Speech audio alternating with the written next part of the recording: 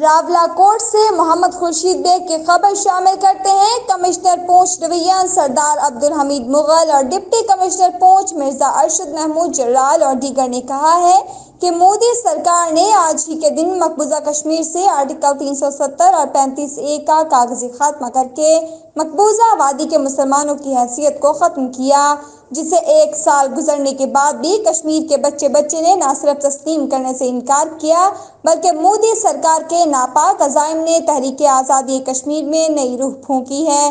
آج کشمیر کا بچہ، جوان، بوڑھا، ہماری مائیں، بہنیں، بیٹیاں آزادی کے لیے سرگرم ہیں۔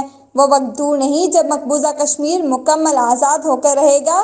مقبوضہ کشمیر میں کشمیریوں پر جاری ظلم و ستم انسانی حقوق کی سنگین خلاف ورزی ہے۔ کشمیری گزشتہ 72 سالوں سے حق خود ارادیت کے حصول کے لیے قربانیاں دے رہے ہیں۔